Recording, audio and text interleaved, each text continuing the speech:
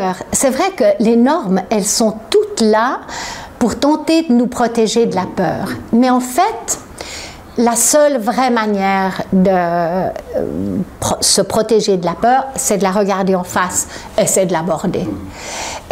Quand il s'agit de la peur d'être soi, parce qu'on a peur d'être considéré comme folle, j'aime beaucoup cet exemple dans le livre de cette jeune femme qui raconte sur le net qu'elle aime fumer la pipe en ville.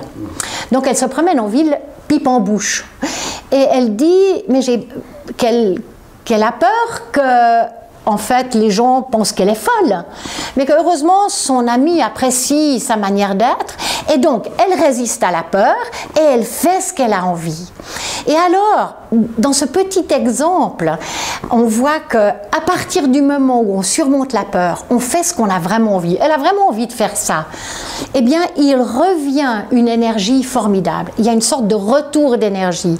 C'est comme dans un coming out. Quand vous faites un coming out et que vous décidez de sortir de la norme le jour où je dis je suis pas hétérosexuelle, ce qui est la norme, mais en fait je suis lesbienne et je le dis au monde aujourd'hui, le moment où on sort de la case de la normalité, ça fait peur, mais une fois qu'on l'a fait, quelle extraordinaire énergie qui nous revient. Alors, oui, la libération. Mais alors bien sûr, il faut le faire, il ne suffit pas de le faire une fois, c'est quelque chose qu'il faut faire constamment.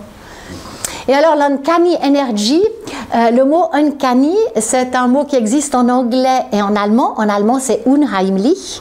C'est un mot qui vient de Freud, qui est traduit en français par l'inquiétante étrangeté de l'être, mais qui en fait n'a pas exactement de traduction, et c'est pour ça que j'ai gardé le mot uncanny, qui veut dire inquiétant, étrange, un peu différent, tendancieux, mais rien de tout ça et tout ça à la fois.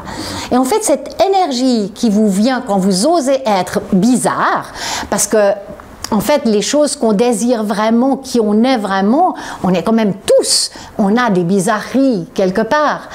Mais cette énergie qui nous revient quand on ose l'exprimer, quand on ose s'affirmer sorcière ou joyeuse ou pipe en bouche ou whatever, eh bien, c'est une énergie formidable que je me souhaite à moi-même tous les jours et que je souhaite à toutes les femmes et à tous les hommes d'ailleurs aussi, et qui est cette énergie presque miraculeuse qui vient du fait d'entrer à l'intérieur de soi et de vivre le plus possible en fonction de ce qu'on trouve au fond du gouffre de soi-même.